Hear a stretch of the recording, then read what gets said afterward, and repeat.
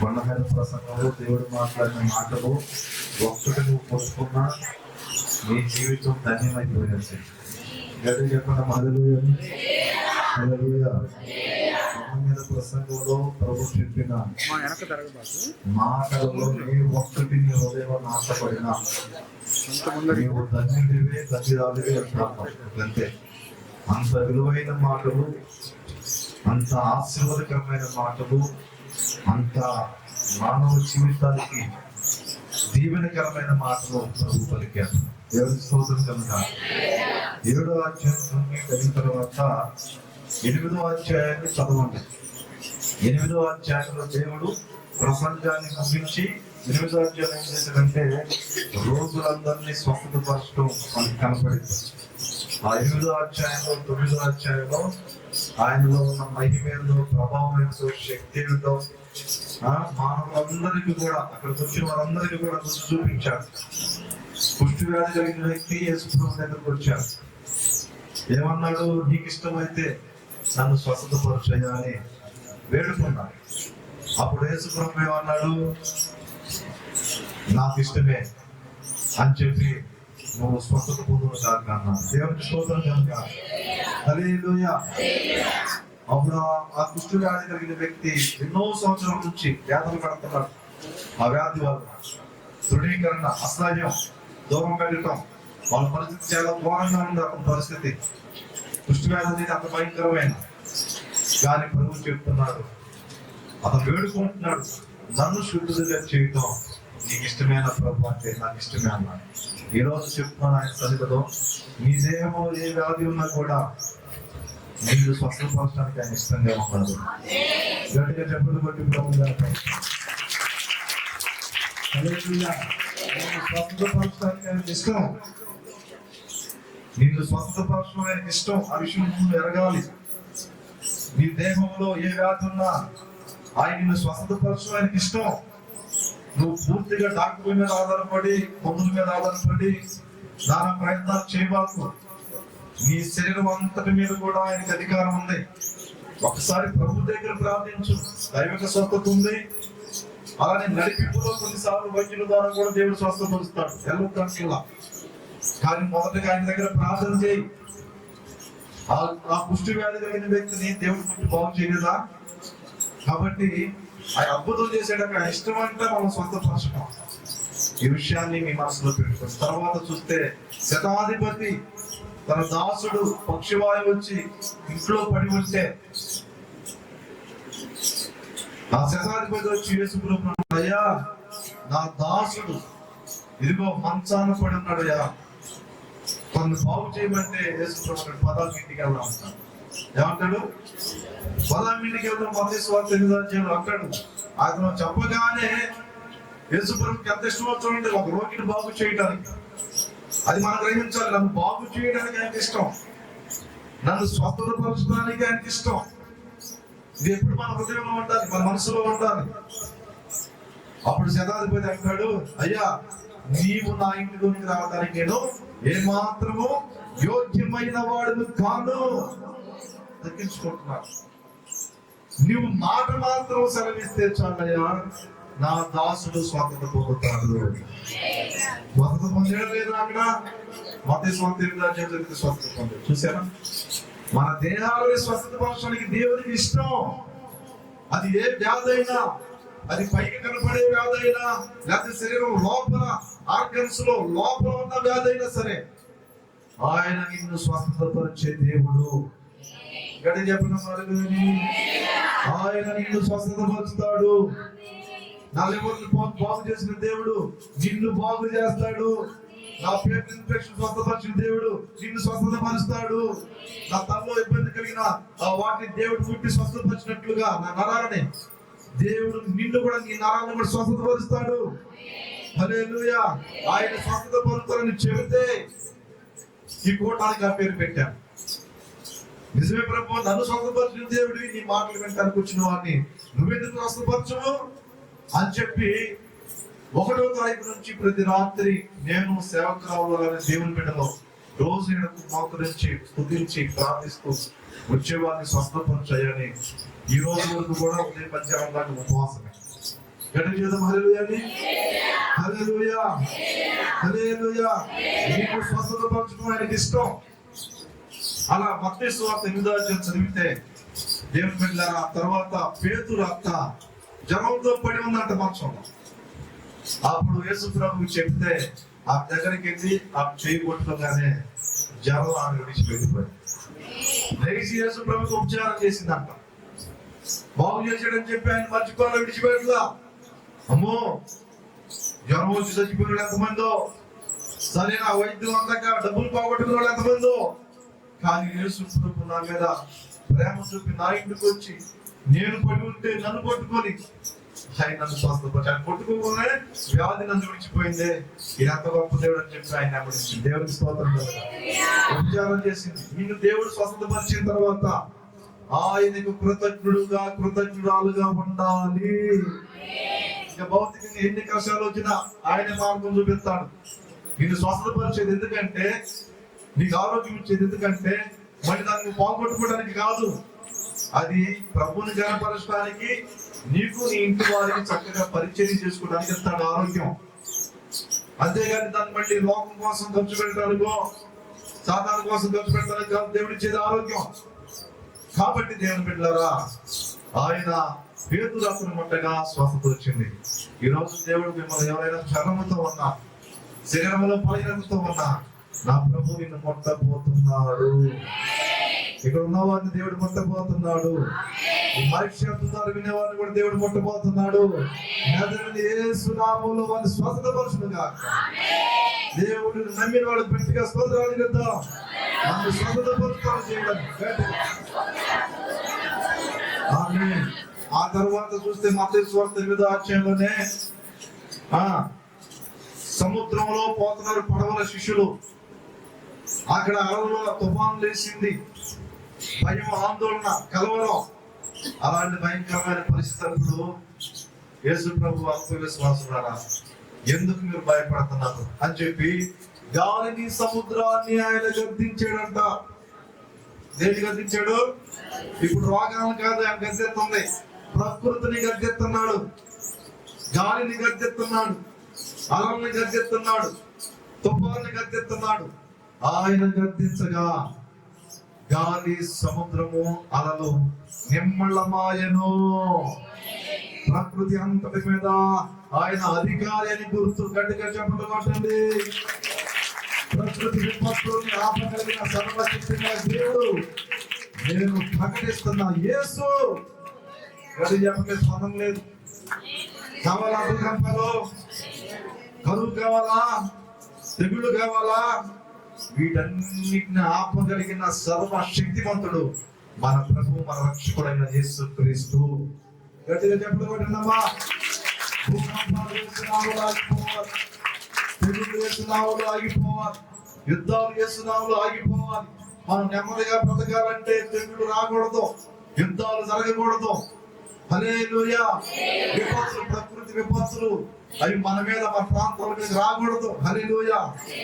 ఈ విధంగా చూసుకుంటే ఆ మత్తయి సువార్త 8వ అధ్యాయంలో దేవుని బిడ్డలారా, ఇద్దరు సేనాధిపతి కొట్టిన వ్యక్తి సమాధుల్లోకి వెళ్ళి తమను తాము హాని చేసుకునే స్థితిలో ఉన్నారు. అనేక దెయ్యాలతో పీడించబడి యేసు ప్రభు వారి దగ్గరకు వచ్చి వారు ఉన్న దురాత్మల్ని బయటికి తోలేసాడండి. ఆ దురాత్మ అంటే కాలం రాకముందే మా దగ్గరకు వచ్చి మమ్మల్ని ఎందుకు బాధపడుతున్నా అని చెప్పి యేసు ఎదుట సాగిల పడుతుంది. ఎవరు ఎదుట సాగిల పడుతుంది? యేసు ప్రభు ఎదుట సాగిల పడుతుంది. యేసు ప్రభు అంటేనే సాతానికి భయము, ఇంకెవరన్నా భయము లేదు. గట్టి చెప్పండి హల్లెలూయా. హల్లెలూయా. దేని మీద అధికారం ఉంది? సైకి ఫస్ట్ రోగాల మీద స్వస్థత, తర్వాత ప్రకృతి మీద అధికారం, శాసనం, అంతే ఆయన మాట పలికితే. తర్వాత దెయ్యాలు, అంధకార శక్తులు, అదృశ్య శక్తులు కంటికి కనపడకుండా మన మీద మనల్ని పీడిస్తాయి. కళల ద్వారా అనేక విధాలుగా కూడా సాతానుగాడు ఒక్కొక్కరిని ఎంత బలహీనపరుస్తాడో, ఎంత వేదనకు గురి చేస్తాడో, ఎంతగా వాళ్ళ హృదయాల జీవితాలను పాడు చేస్తాడో. ఆ ఇద్దరు వ్యక్తులను చూస్తే మనకు అర్థమైంది వాళ్ళ జీవితంలో ఎవరి ప్రాణం నాశనం చేసి పాపం.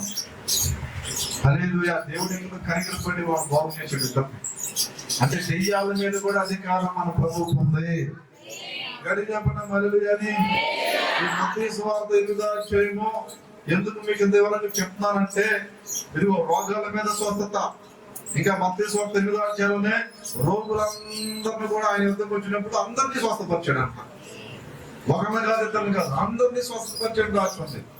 కాబట్టి దేవుని బిడ్డలారా, రోగాల మీద మన యేసు ప్రభువుకి అధికారం ఉంది, ప్రకృతి మీద మన యేసు ప్రభువుకి అధికారం ఉంది, అదృశ్యపు శక్తులు సాధారణ శక్తుల మీద యేసు ప్రభువుకి అధికారం ఉంది.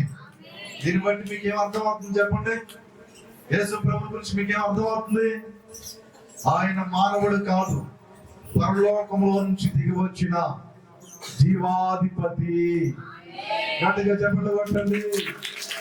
ఆయన పరలోకము నుంచి దిగి వచ్చాడు మానవుడి కోసం, మన దేహాన్ని స్వస్థపరచడానికి. ప్రకృతి మనకి హాని చేస్తున్నప్పుడు దాన్ని శాసించి మనకి సమాధానం ఇవ్వడానికి, అదృశ్య శక్తులు మన మీద పోరాడుతున్నప్పుడు మనకి విడుదలను ఇవ్వటానికి, స్వస్థతను ఇవ్వటానికి దేవుడు మానవుడిగా మన మధ్యలోకి దిగి వచ్చాడు. దేవునికి స్తోత్రం కలుగుగాక. హల్లెలూయా, హల్లెలూయా. ఇంకా అనేక కారణాలు ఉన్నాయి. అయితే దేవుని బిడ్డలారా, ఆయన పరలోకములో నుంచి దిగి వచ్చిన యేసుక్రీస్తు దేవుడు అన్న విషయం, పరలోకం నుంచి దిగి వచ్చిన వ్యక్తిని యేసు ప్రభుని గురించి ఈ హృదయంలో ఉండాలి. ఆయనకి బాబలో బామతులు లేరు, భార్య లేరు, పిల్లలు లేరు, ఈ శారీరక సంబంధమైన పిల్లలు లేరు. ఆయన పరిశుద్ధుడు, ఆయన పరిశుద్ధుడు. పాపము లేకుండా ఈ లోకములకు వచ్చిన దేవుడు. ఆయన పిల్లమని చెప్పుకోవడం మనకి ఘనత. హల్లెలూయా. యేసు ప్రభువే సిగ్గుపడాల్సిన విషయం ఏది ఆయనలో లేదు. ఆయన దేవునిగా, తండ్రిగా, రక్షకుడుగా నువ్వు ఆయన హత్తుకొని బ్రతికితే నువ్వు ధన్యుడివి, ధన్యురాలు అయిపోతావు. గట్టిగా చెప్పబట్టండి. హల్లెలూయా. ఇప్పుడు కొద్ది సందేశం, కొద్ది మాటలు చెప్పి ప్రభులో మిమ్మల్ని నడిపించాలని ఆశపడతాను. సకాలంలో ముగిస్తాను.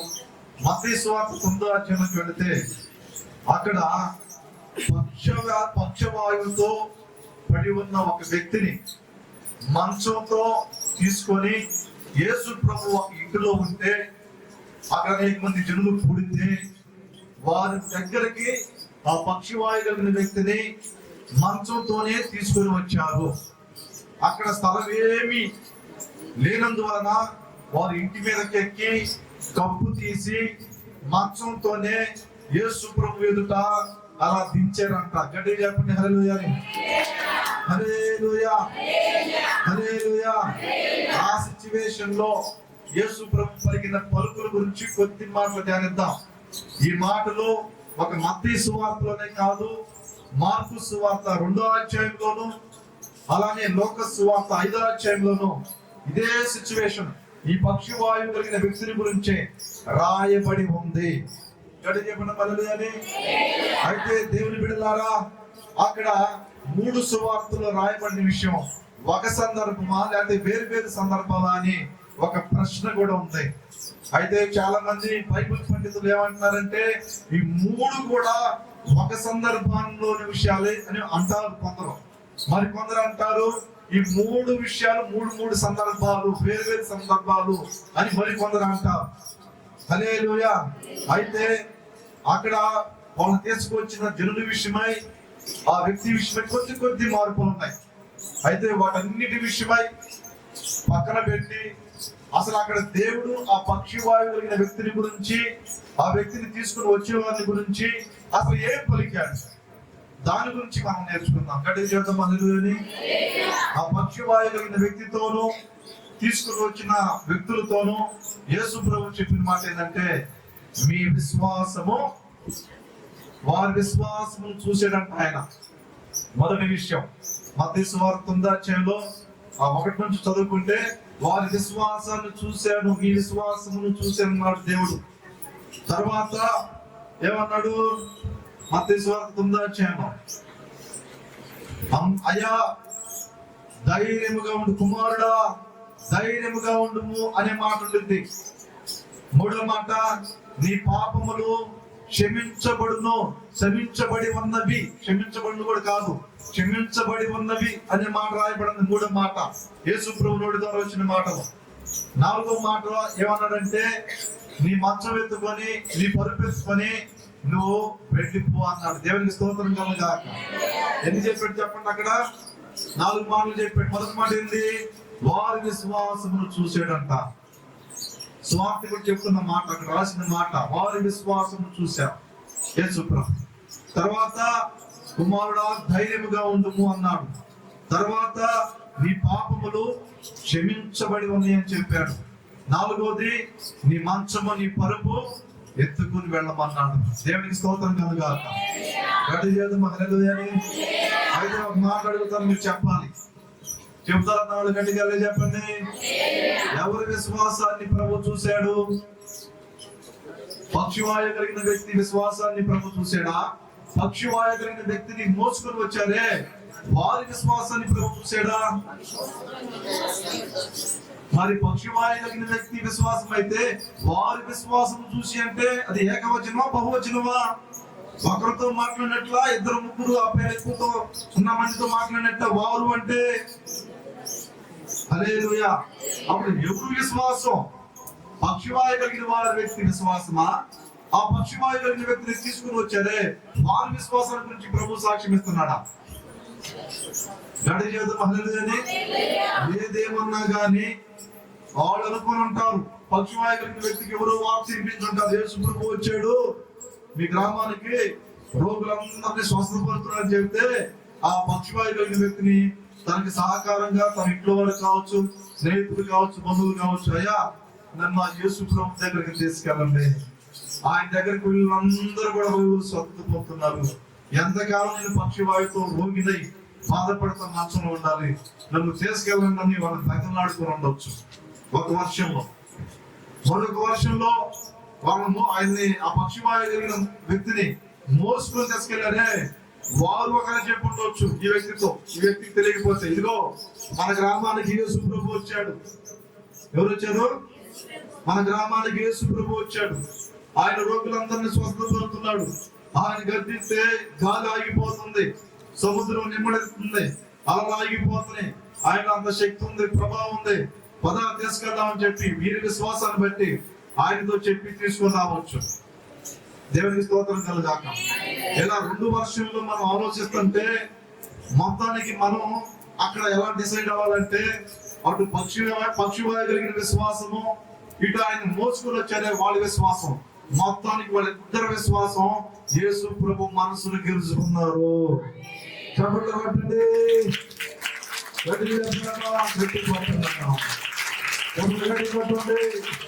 నీ విశ్వాసము ప్రభువును తెలుసుకునే విశ్వాసంగా ఉండాలి.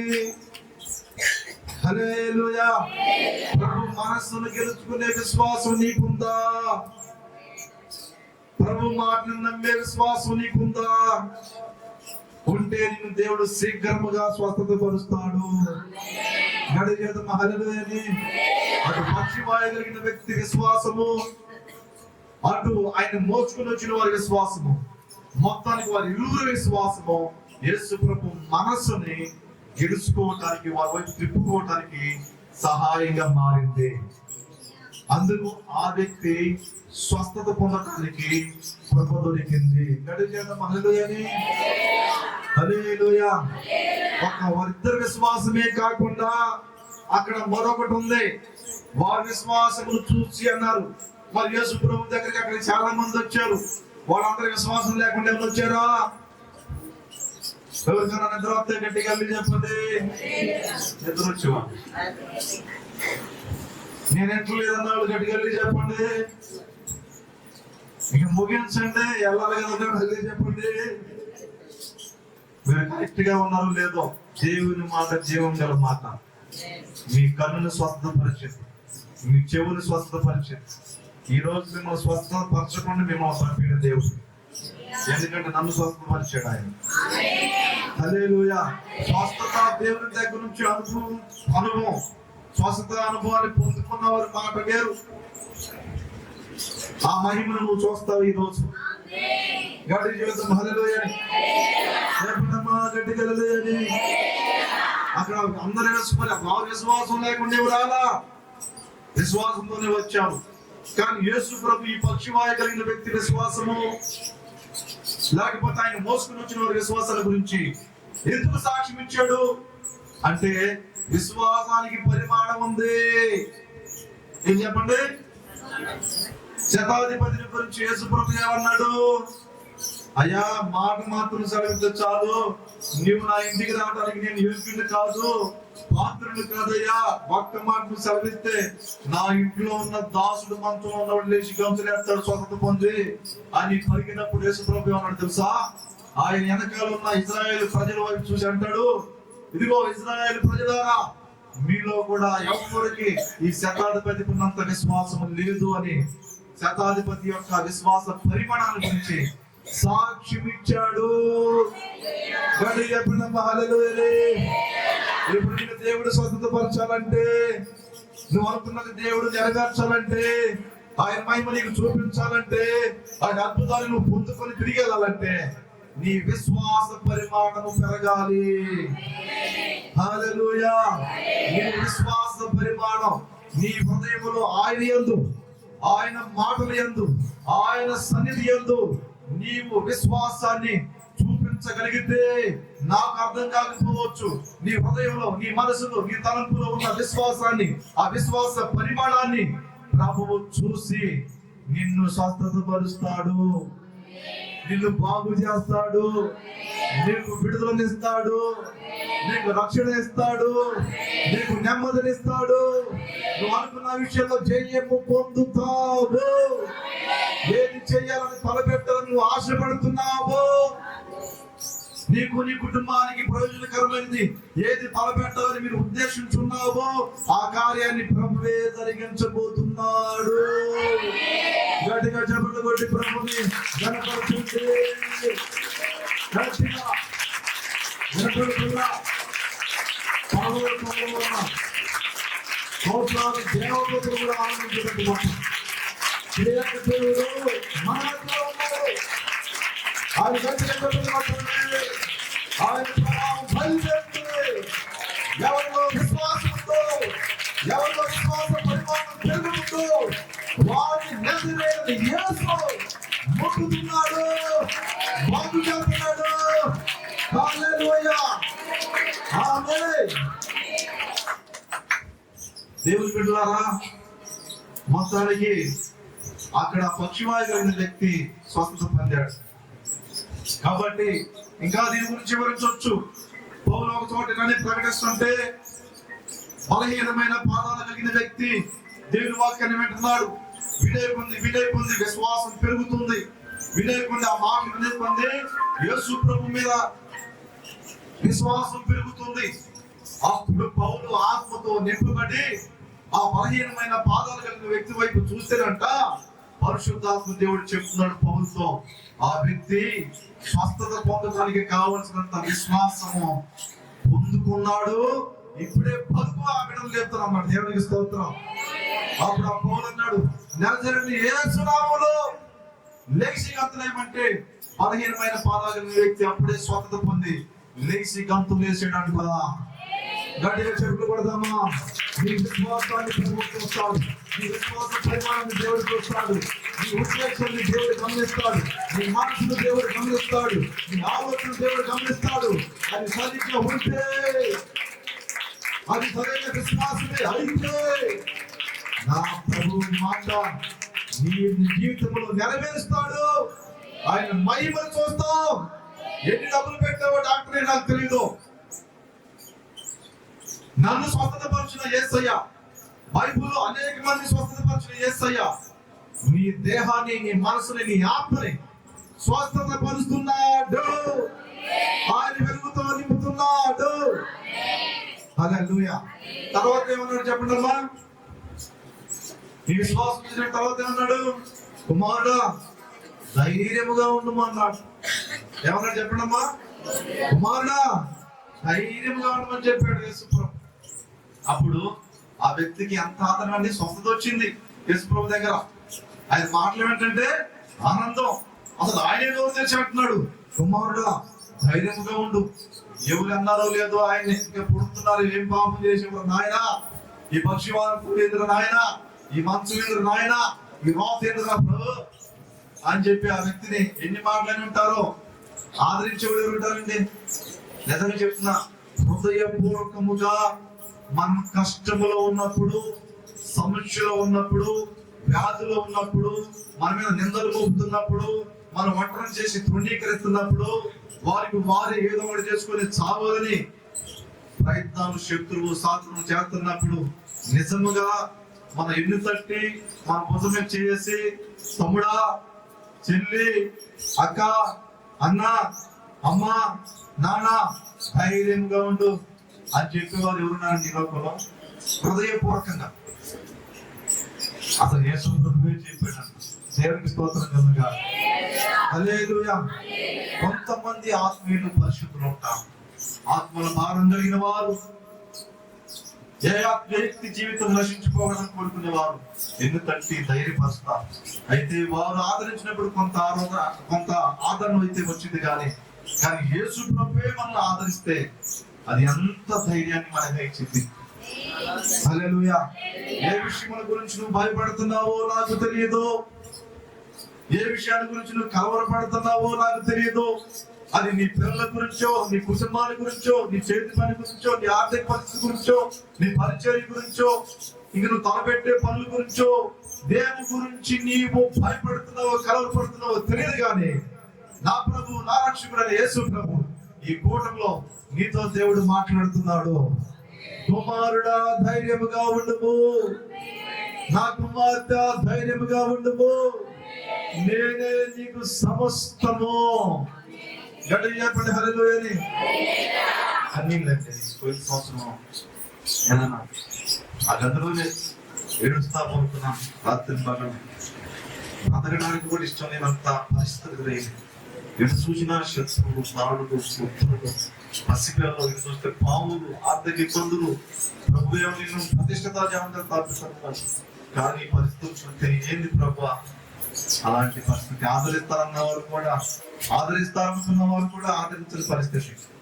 అలాంటి సమయంలో, అలాంటి సందర్భంలో దేవుని పాదాలను పడి కన్నీళ్ళు విడుస్తున్నప్పుడు అప్పుడు దేవుడు నాతో మాట్లాడండి. ఎవరు తెలుసా? నా ఆత్మ మీ మధ్య ఉన్నది, భయపడకుడి, ఎలియాకుడి, ఎదరాకుడి, నా ఆత్మ మీ మధ్య ఉన్నది, భయపడకుడి, ఎలియాకుడి, ఎదరాకుడి,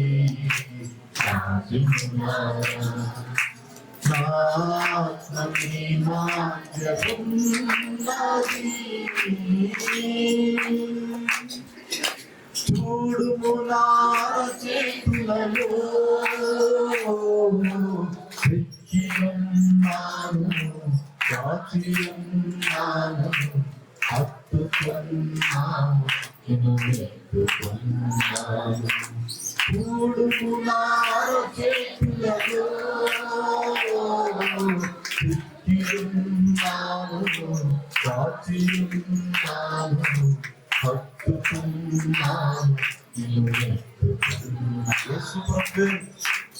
లోపలికి వచ్చి పాట పాడుతుంటే ఏడ్చాను. దేవుడు పాడుతున్నాడు లోపలికి వచ్చి. కళ్యాణ మధ్యలో అమ్మో భయంకరమైన శ్రమలు, భయంకరమైన పోరాటం, ఎవరి నుంచి చెప్పడానికి కూడా వీలు కాని పరిస్థితులు. ప్రభు పాదాల మీద పడితే ఆయన హృదయంలో వచ్చి పాడుతుంటే ఏడ్చి అప్పుడు ఈ పాట నన్ను ఆదరించింది. దాన్ని గీతం నిర్మించాను. నేను ఒక మాట అయితే చెప్తాను, దేవుడే మన ధైర్యపరిస్తే ఆ ధైర్యమే వెలుగా ఉంటుంది. గట్టిగా చెప్పులు కొట్టి దేవుడే మన ధైర్యపరిస్తే ఆదరణ, ఆ ధైర్యం, ఆ ఫలము ఎంత గొప్పలో, ఎంత సమాధానం ఇచ్చుకోనండి. హల్లెలూయా. ఎంత శక్తులు, దాడులు, పాపాలు పోతానట యేసు ప్రభు మీదంట తండ్రి మోపేడంటండి. అయితే యేసు ప్రభు దానికి ఇష్టపడ్డాడు. తన పిల్లమైన మన కొరకై రక్తం చిందించడానికి, ప్రాణం పెట్టడానికి ఆయనకి ఇష్టపడ్డాడంటండి. యెషయా గ్రంథం 50 కూడా 2వ వచనంలో 3వ లైన్లో చదివితే అక్కడ ఉంది, ఆయన రక్తమంతా కూడా ఆఖరి రక్తపోటు వరకు కూడా మన కోసం కాచాడంటండి. కాబట్టి మరి మానవుల పాపాన్ని తుడిచివేయటానికి దేవుడు తన ప్రియకుమారుడైన యేసుక్రీస్తుని మానవుడుగా ఈ లోకంలో జన్మింపజేశాడు. ఆయనే మనందరిని ప్రేమించి తన రక్తాన్ని మన కొరకు కాచి ప్రాణం పెట్టాడు.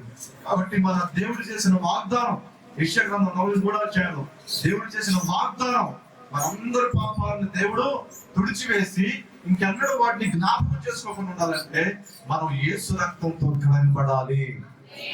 యేసు రక్తాన్ని నమ్మాలి. యేసు రక్తంతో మనం కడగబడాలి. మన ఆత్మను కడుక్కోవాలి, మన హృదయాన్ని కడుక్కోవాలి. అప్పుడే మనకి నెమ్మది, శాంతి, మనకి నిత్య జీవాన్ని అనుగ్రహిస్తాడు. ఎంతకాలం బ్రతికిన మెతుషేలని బైబిల్లో అన్నాడు. 950 సంవత్సరాలు పైన బతికాడండి. దేవుడు లేకుండా చచ్చిపోయాడు. అన్ని సంవత్సరాలకు వచ్చి ఏం ప్రయోజనం? అంత ఆయుష్ గుర్తులో కొట్టిన పన్నీరు అయిపోయింది. చచ్చిపోయి నరకానికి వెళ్ళిపోయాడండి.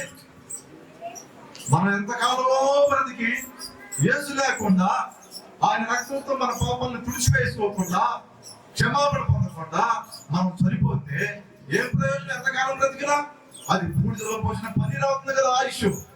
కాబట్టి దేవుని బిడ్డలారా, యేసు ప్రభు ఎంత ప్రేమ కావాలంటే మన దేహానికి కావలసిన స్వస్థత, మన అనుదినానికి కావలసిన అవసరతలు ఇవన్నీ తీరుస్తూనే ఆయన ఒక మాట పలికిన పలుచువాయిన వ్యక్తితో ఏమన్నా తెలుసా? నీ పాపములు క్షమించబడ్డాయి. నువ్వు విశ్వసిస్తే పాపములు క్షమిస్తాడు ఆయన. దేవుని స్తోత్రం కలుగుగా. చెప్పండి హల్లెలూయా. యేసు ప్రభు మన పాపములను క్షమించడానికి తన రక్తాన్ని కార్చి ప్రాణం పెట్టాడు. కాబట్టి ఆయన పాపములు క్షమించడానికి అధికారం కలిగిన దేవుడు. యేసు ప్రభు మానవాళి పాపములు క్షమించడానికి అధికారం గల దేవుడు. ఇంక ఎవరికి అధికారం లేదు. కారణం ఏంటంటే ఆయన శిలువలో మన కొరకు రక్తం కార్చాడు. ఆయన మన కోసం ప్రాణం పెట్టాడు కనుక మన చిన్న పాపమైనా, పెద్ద పాపమైనా, జన్మ పాపమైనా, మన పితృల దోషమైన అది తీసివేయడానికి, మనం శుద్ధి చేయడానికి, మనం నిర్దోషులుగా చేయడానికి, మనకి పరలోకాన్ని ఇవ్వడానికి యేసు రక్తానికి అధికారం ఉన్నది. యేసు నామానికి అధికారం ఉంది. సూర్యుని కింద ఏ నామంలో మనకి రక్షణ లేదు. యేసు అనే నామంలో రక్షణ ఉంది. మనుషుల కోసం నువ్వు దేవుని విడిచిపెట్టావంటే చనిపోయిన తర్వాత నువ్వు నరకానికి వెళ్ళి అక్కడ నా వేదన అగ్నితో కాల్చబడతావు. అక్కడ ఎవరు నిన్ను ఆదరించరు. హల్లెలూయా. అక్కడ నిన్ను ఎవరిని కన్నీళ్లు తొడవరు.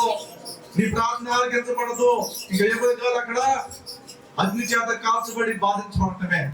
కాబట్టి దేవుని బిడ్డలారా, యేసు ప్రభు ఆత్మరక్షణ గురించి కూడా బాధ్యత వహించి ఆ పక్షవాయువులు వ్యక్తితో అంటున్నాడు, నీ పాపములు క్షమించబడ్డాయి.